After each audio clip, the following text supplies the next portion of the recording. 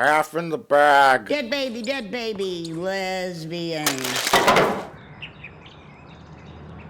Hey man.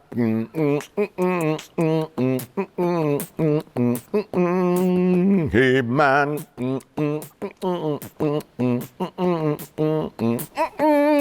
Country's got He-Man fever. I'm Prince Adam of Eternia. I have a fabulous secret. Oh, thank God. Mr. Plinkett is in the bathroom. Well, he had all that Taco Bell. I feel sorry for that toilet. And for that Taco Bell? Either way, I think our plan is great. Yes. We have our hidden camera set up. We're gonna film Mr. Plinkett next time he's eating his disgusting, filthy trash food. We're gonna post it on the internet and make an embarrassment of him. Yeah. We have to say it, like, put his name on there. Like, this is Mr. Plinkett. Yeah, we want to make sure he gets all the credit in the world and everybody knows exactly who he is. Yeah. But how about we don't put his name on there? We say, look at this disgusting man and how horrible he is and how much disgusting food he eats and how embarrassing and gross he is. Internet, do your thing. Dox him. Or we can just save him the trouble and dox him ourselves. I wonder where he lives. Oh yeah, we should look into finding his address so we can post that in the video too. Isn't this his address? Oh. Should we SWAT ourselves? Oh, we don't live here. It's true, but we're here most of the time. We're here more than him, which is very strange considering he never leaves the house. I know. Well, he's always in the basement. He's fucking that sex doll he got on Temu. Oh. It's just a plastic Halloween skeleton. It's super awkward. Either way, we're all set up and ready to go. Do you think he's gonna notice our hidden camera? I don't know, the man wears sunglasses inside the house, so probably not. Okay, then we're good to go. Yeah, all right. It'll be set up for next time. Yeah, next time. Because today, we're talking about movies that we've seen so far this year.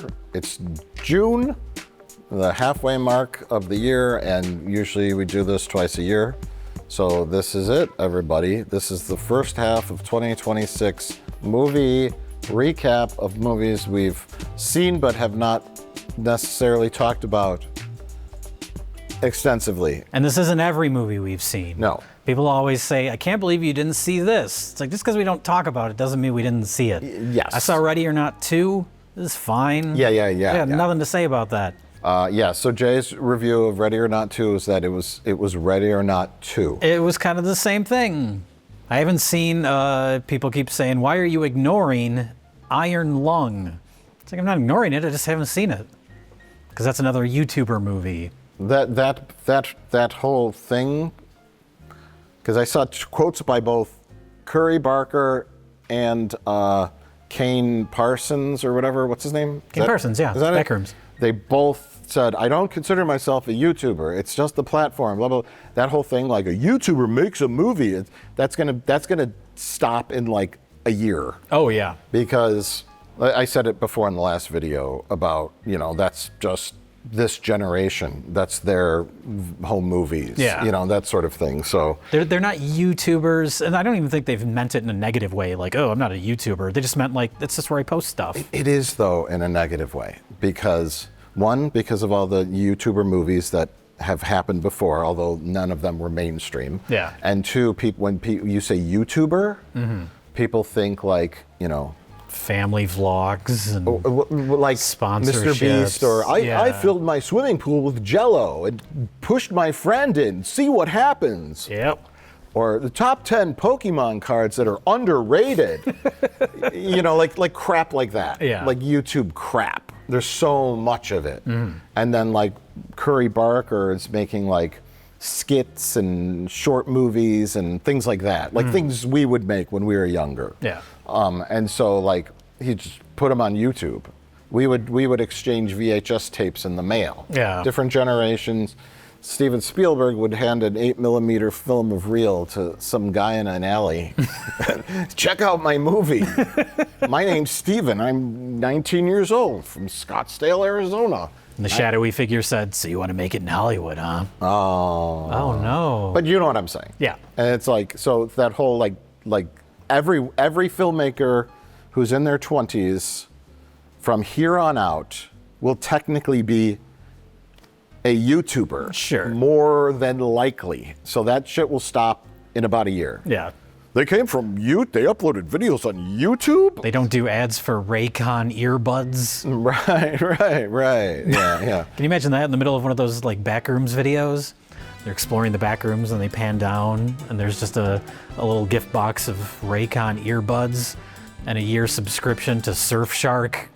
I find myself every now and then in weird situations where I'm with adults or adults that are older than me.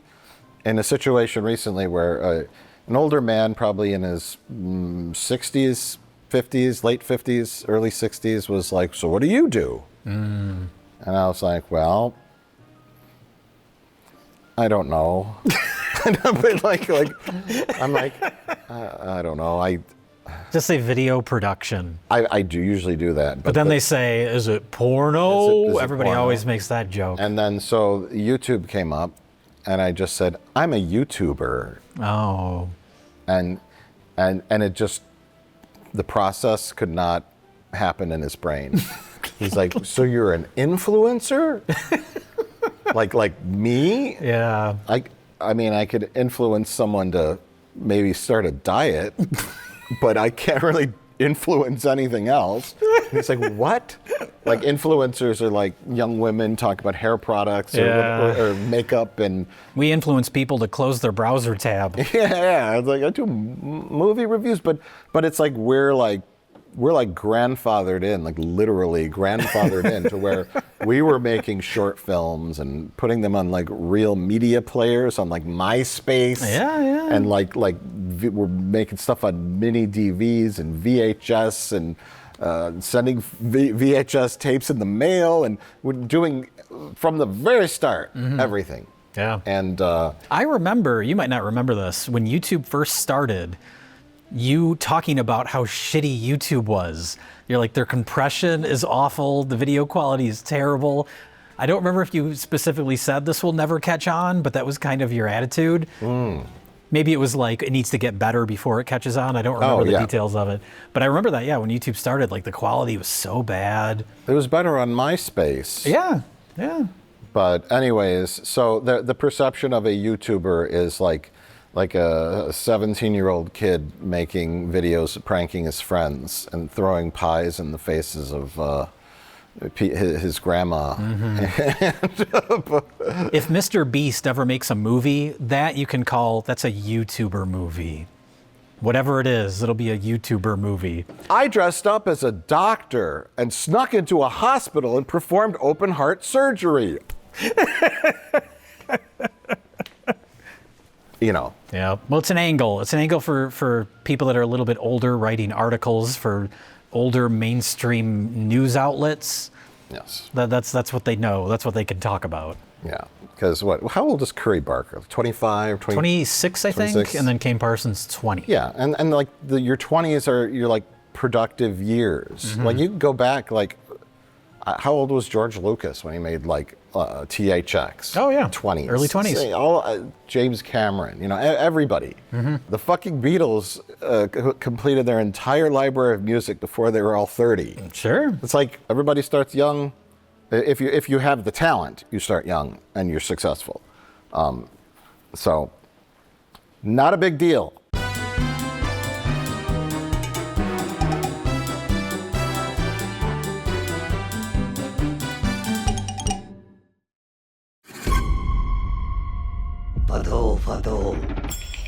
Long, long ago.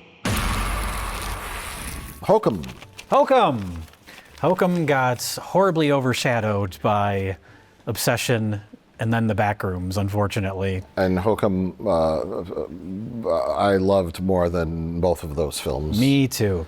I like all three of them quite a bit, but Hokum to me is like on another level. Yeah. Damien McCarthy, 3 for 3 now. It's not as like flashy or as easy to like meme as something like Obsession. It's not gimmicky. It's not. I wouldn't call Obsession. Well, maybe I'd call it gimmicky. We'll talk about Obsession, but it's very You just sure like. will. It's very classy. It's like old school, classy, simple horror. And it combines the movie combines a lot of different types of horror in a way that doesn't feel overstuffed, because you've got like the kind of like old-fashioned kind of haunting. You have folk horror. You have the weird bunny monster guy that is like taunting him on the TV that feels very like Freddy Krueger, Pennywise hint to me. of noir in there. Hint of noir, murder Irish mystery. noir, Sure. Irish countryside noir. Yeah. Well, like I said, like folk horror. It's a tight script. It's the best written script I've seen in a while. Sure. Just where everything pays off. There's so many like reoccurring themes, obviously with the circle, the shape, the salt circle. I love Adam Scott's character. I love that he's not just this like down on his luck kind of miserable writer. He is, but he's also like a huge prick.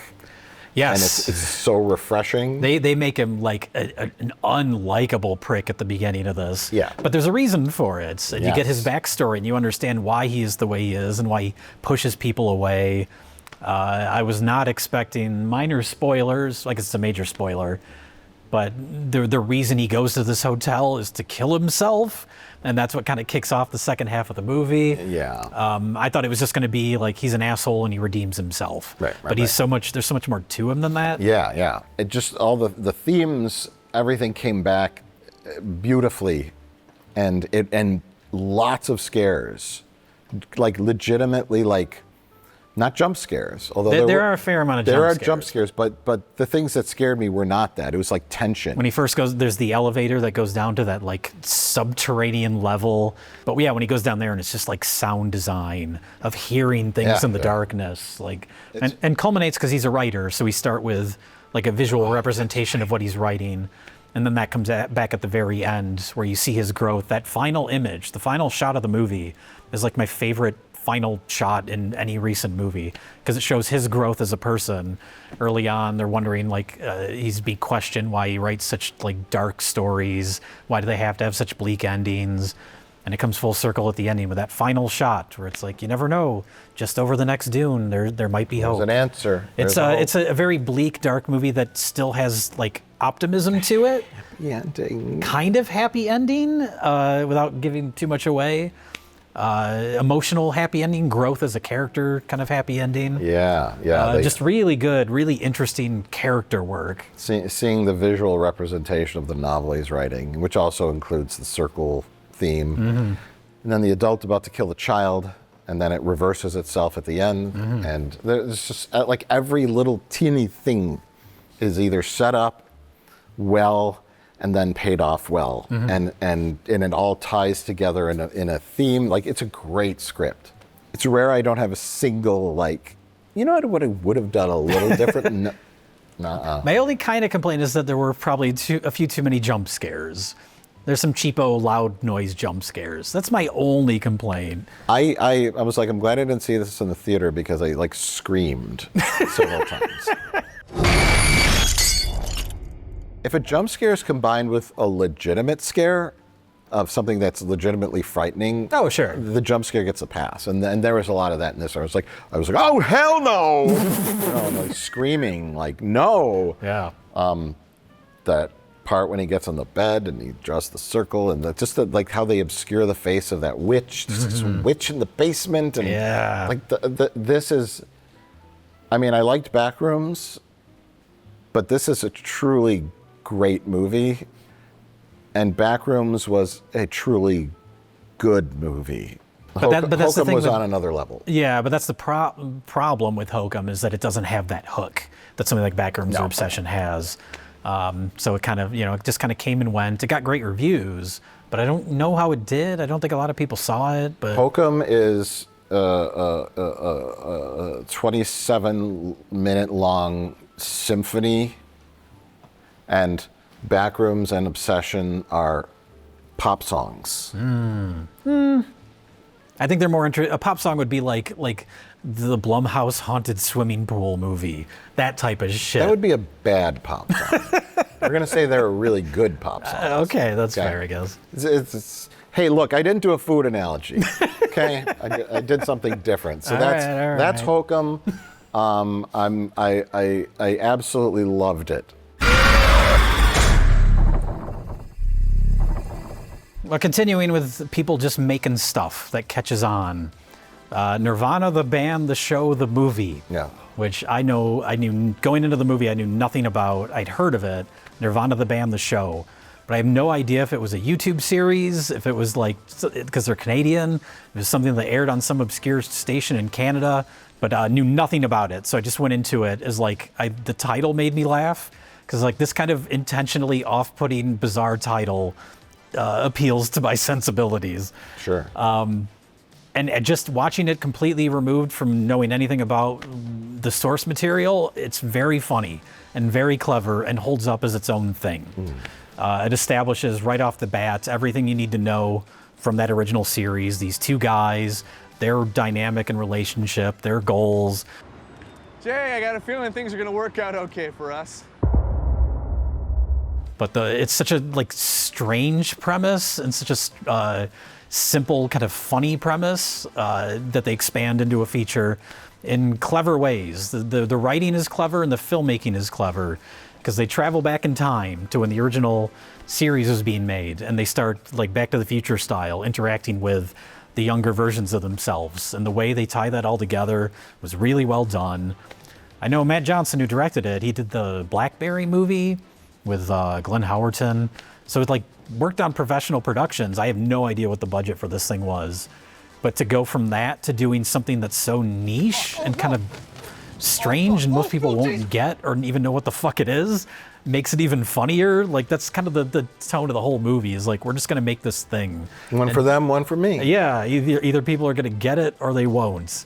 And I would recommend it, especially it has that, I don't know what the budget was, but it has that kind of like DIY, we're just gonna make this thing. There's a bit of that Borat, like mixing, like we're on the street talking to real people, but it's in this context of a narrative, and we're sort of forming it with improv and editing, and still having like special effects sequences, because it is full Back to the Future. They're just ripping off Back to the Future, which is also part of the joke. No, I was like, yeah, of course that title catches you because you're like, what is this? Nirvana has an extra N in it for copyright reasons or whatever, but... I don't know how they got away with the Back to the Future stuff. I guess it falls under fair use because they're showing clips from the movie. They're watching the movie. The Back to the Future movie? Yeah, you see scenes from the movie. Some of the score is in it. So I have no idea how I'd be curious to see a documentary about the making of this movie. Yeah. So they're climbing up to the top of the clearance. CN towers. Like, did they just do that? Like, it really obscured, kind of like Borat, where it obscures the line over like what is real and what is pre-planned. What are they like, run and gun kind of guerrilla style? Some of it I'm sure was pre-planned, but how much of it? Yeah. So that's always interesting to me. That kind of obscuring the line. If you're watching this in theaters, thank your lucky stars. So I have on here something called Scream 7, and I saw it, and I don't remember anything about it. This is it. Can't believe we're staying at the Psycho Killer B&B. I didn't see Scream 7, but you know what? It was okay. I will see Scream 7 eventually, but I just don't care. 6 took place in like New York City. Yes. And then 7, they're back in Hillsborough or Woodsboro. Woodsboro. I don't know. They brought Nev Campbell back because they fired the lead from the previous movie, and then they were trying to win back the goodwill of their audience. Nev Campbell's back. She's being stalked again. Is this the one where David Arquette dies, or is that the one before it? That's like 2 before this. I know not. I went through and watched all these movies, and nothing stuck.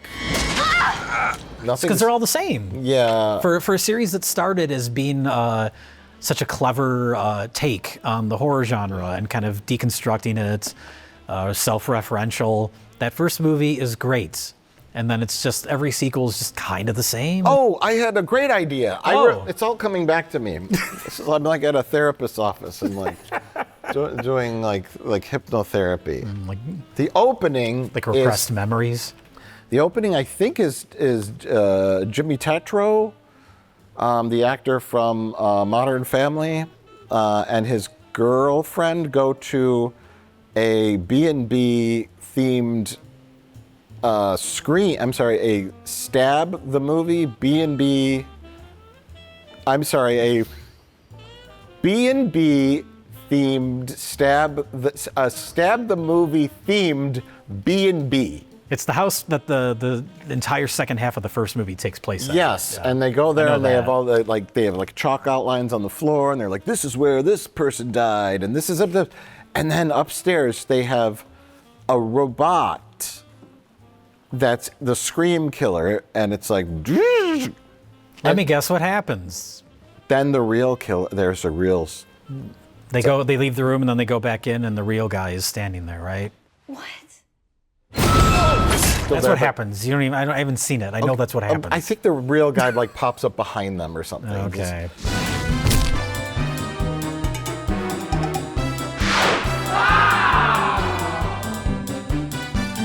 But then they get killed, of course, and then the whole plot starts. Someone's back doing the Scream killings.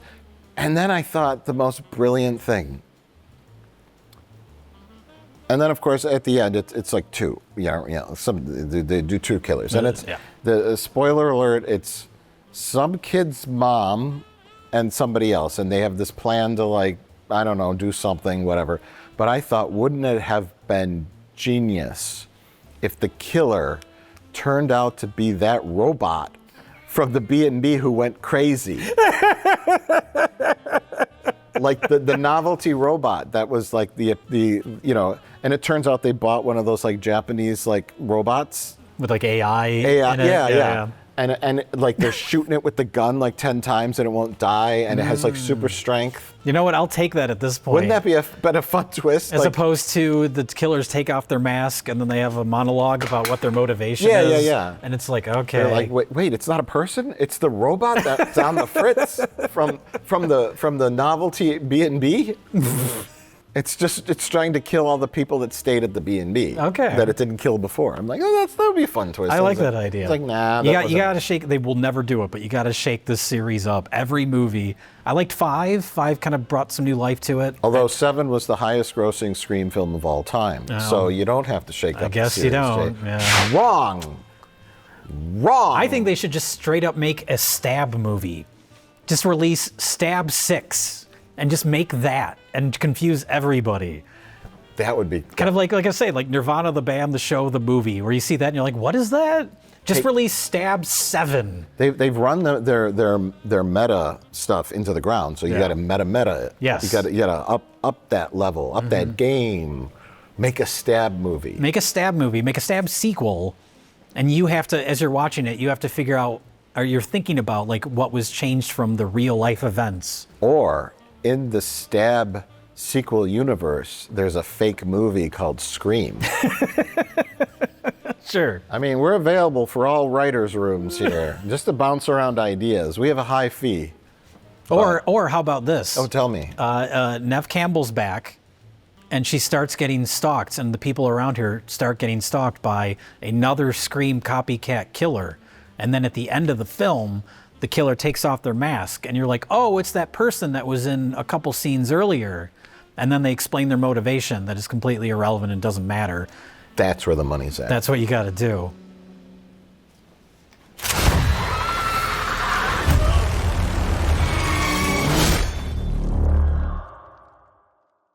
Let's talk about one we both saw.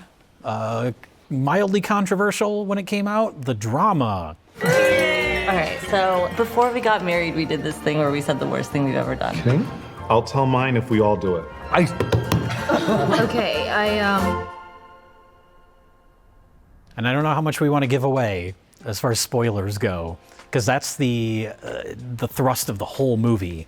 Is the revelation. Yeah. I liked this movie a lot. Okay. Surface level reaction. I thought it was a very interesting movie. I didn't like it, and I certainly didn't like the ending. And I thought it's a movie that you kind of talk about afterwards, but I thought it dragged a lot and didn't quite have enough twists and turns throughout the entire middle section. It just kept beleaguering on the same premise over and over again. Although, See, I think that's kind of what I liked about it. the editing was fantastic. Yes. And the presentation of the, it wasn't as tense as the Rose Byrne movie. As anxiety, but it was anxiety inducing, very tense. But then it started to, and it was like a darkly comedic tone. It wasn't very serious, like complete serious. There was a dark comedic tone to it. It kind of became a little farcical towards the end, a little audacious, bombastic, over the top, unrealistic. But the entire premise and the secret that she has, the premise of the movie is 4 characters. Robert Pattinson and Zendaya are engaged and about to be married, and their 2 friends, maid of honor, best man, they're like tasting food for the wedding, and they all get in this thing where they say, "What's the worst thing you have ever done?" Everyone tells it. Zendaya's goes over the line and blows up the whole movie. Yes. It's kind of like a moral dilemma. How do you respond to something this horrible, but also that she ultimately didn't end up doing, which adds a wrinkle to it. Yeah, it's not black and white and clear cut. Like, all their stories are pretty clear cut. Like, Robert Pattinson's story is that he cyberbullied a kid when he was 15 and caused the kid and his family to move. It's like, okay, you could kind of forgive that. Yeah. And then the other stories are similar in nature, where it's like, okay, but her story isn't something simple like that, and it's also not something extreme. That would have been way too like melodramatic or over the top if she had said, "Oh, I didn't like my parents when I was a teenager, so I poisoned them, and they died, and I got away with it." Oh, sure. Yeah, that would be silly. That would be too far as clear like- cut. Yeah. But it's in this weird gray area where it's like, is there something wrong with her, or is she better? And then it asks that question of like, when you do things when you're young, your brain doesn't fully form till you're 25.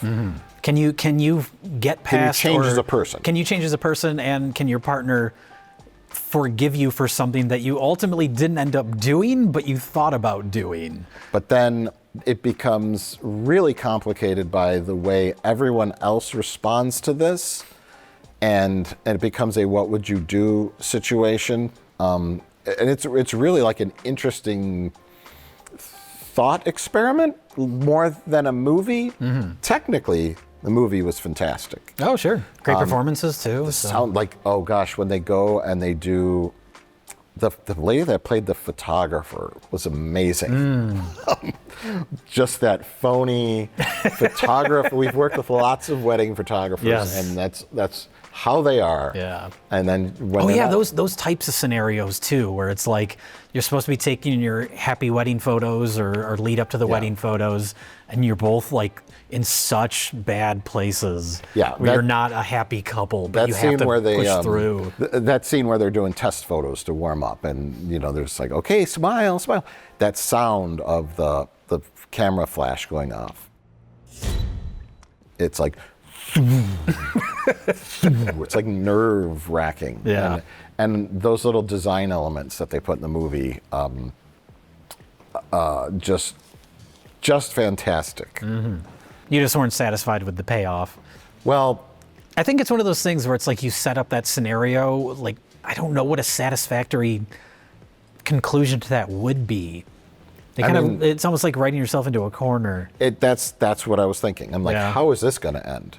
Like I'm like, this movie and the filmmaker are too smart to have her show up at the wedding and do something horrible. Oh, if you know what I yeah, mean? I'm yeah. like, that's dumb. Is Robert Pattinson's character going to be then ironically pushed to do that thing? I can see a version of this movie that would do something like that. And it's like, and I think that's 'cause why he I starts liked breaking it. down. Yeah. But then there's also these little touches thrown in there of is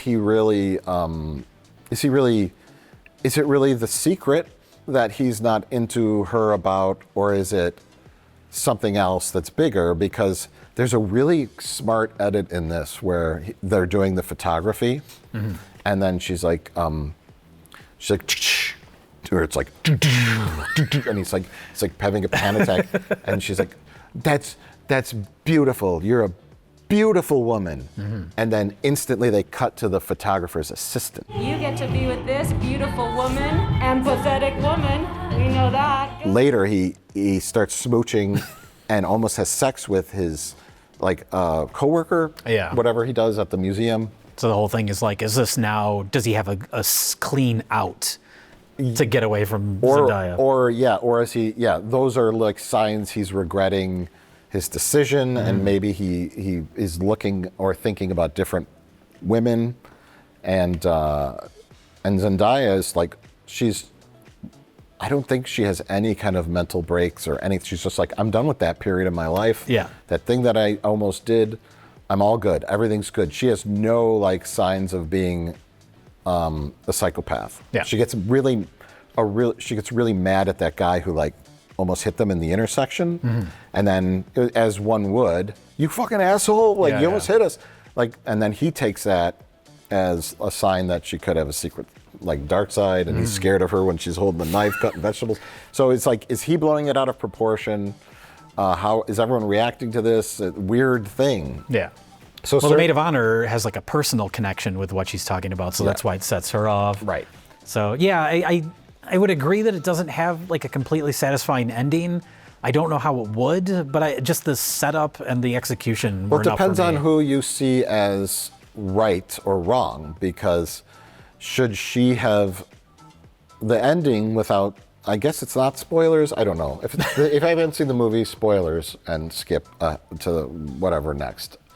But they talk about after their wedding, they go to a diner. After all the hoopla of the whole wedding's over, they go to a greasy diner and have a cheeseburger. And so after the wedding, he gets like beat up, and then he goes to the diner because they talked about that, and he's trying to see if she shows up to the diner, and she does. That's where you figure out how you want to end your movie. and she sits down, and they do this like role play thing that they had tried earlier, and it's sort of a happy ending. They rekindle, which shows that she kind of forgives him, or what he did was bad, and now they're even, and they're both kind of like, they both recognize they're both off a little as people, and they can bond over that. Or should she have walked in, ordered food, and then just walked right past him and out the door? Should he have paid for how he treated her and overreacted? Or does she need to prove that she is not the person she was in order, it almost, I'm sure lots of people out there would have called this ending like, I don't know, misogynistic, or like where the girl gives in. Yeah. When really, I think that's because it was kind of a controversial movie when it came out, and I think that's why, because Zendaya's character, given what we learn about her, is portrayed so normal, and I think people don't want to like confront that. The idea that someone can have these thoughts and grow and change, like it's such a complicated issue. which I think is absolutely true. Yeah. Because you're so young and you're impressionable, and she was being bullied, and ultimately she didn't go through with it. And one character says, how many of us out there, and they show random people walking around, have had these like really dark thoughts. Yeah. And maybe even got close to doing something really bad, but then didn't. So I think that's like some people don't want to confront those types of thoughts. yeah. So having a movie that pushes that and still has a dark comedy element to it, the flashback scene where she's recording her message on her computer is so dark and so funny that you don't see something like kind of that confrontational in a movie much anymore. So all these things, even though it doesn't come together completely satisfactory at the ending, all these things made me really admire the movie. Did I love it? No. But technically, and just a fresh idea. Yeah. Just a fresh, simple concept, good actors, given a scenario, go. Yeah. And that's kind of all the movie is. That's some drama. It's very funny. Well, let's move on to TV shows. A TV show, specifically. There is something about these seafaring towns. The superstitions. Best show I've seen in a long time, called Widow's Bay. Loved it. I adore it.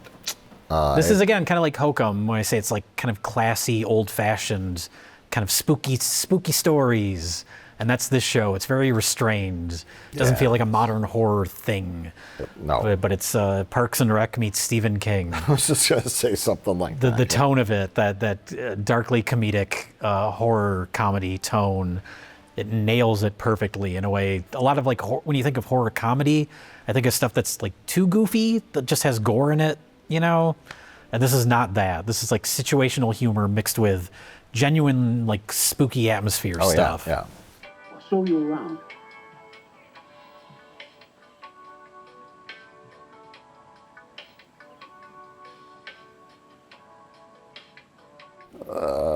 It's a bit anthology kind of show.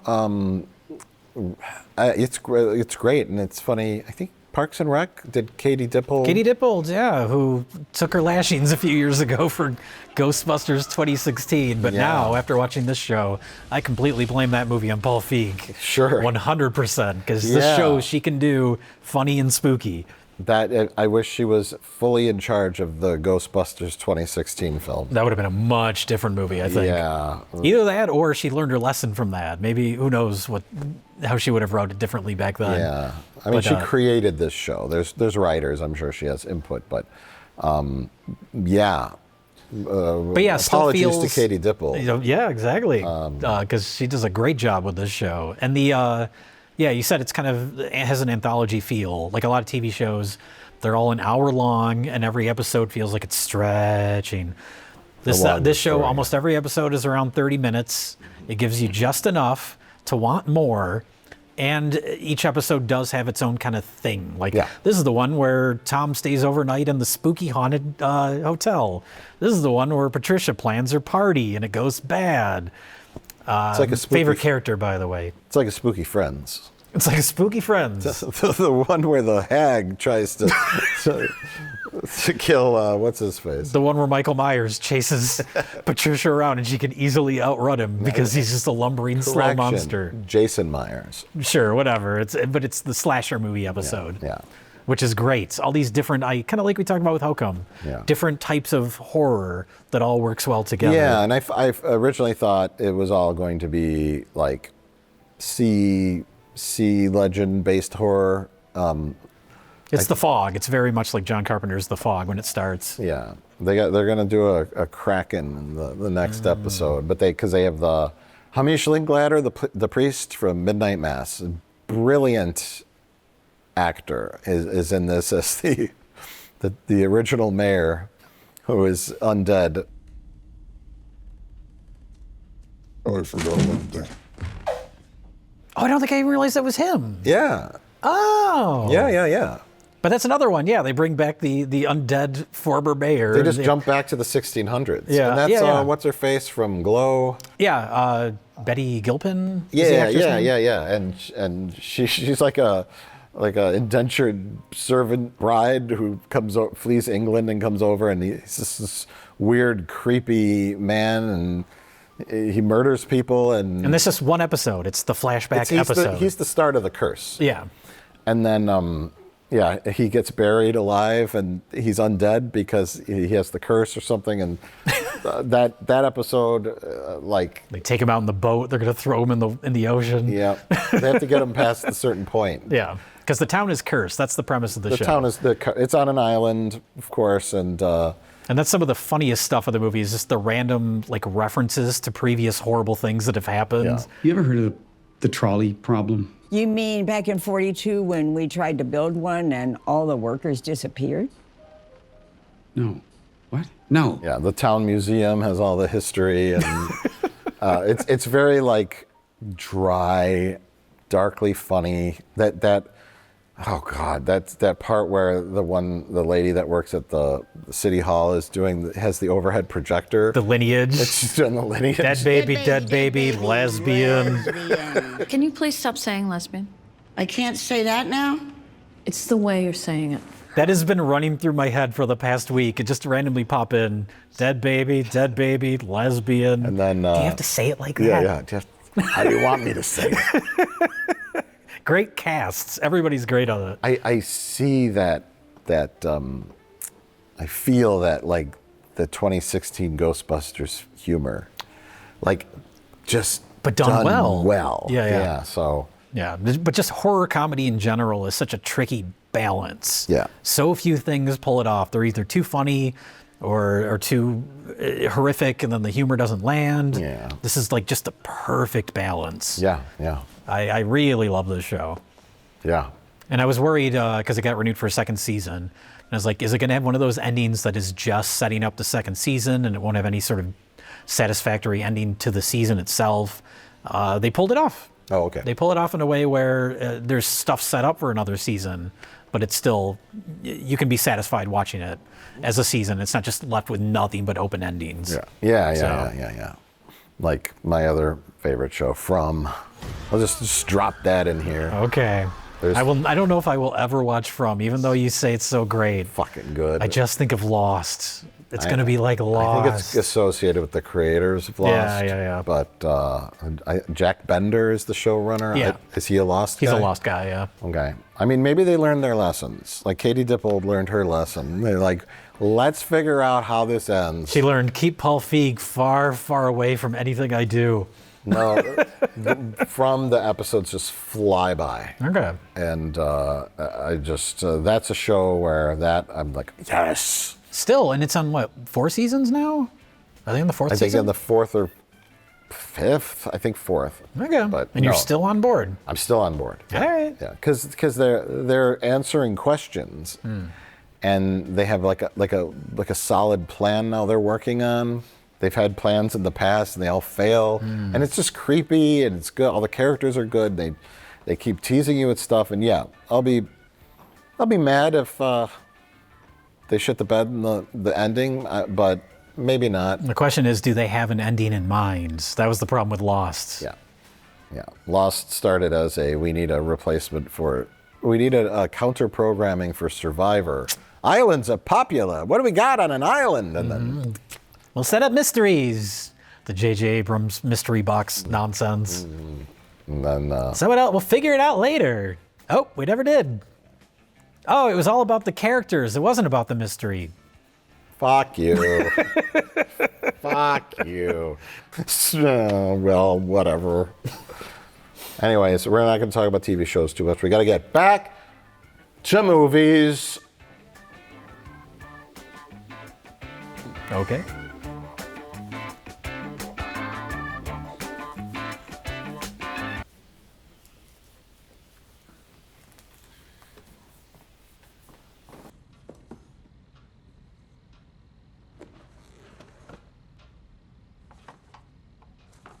Continued in part 2.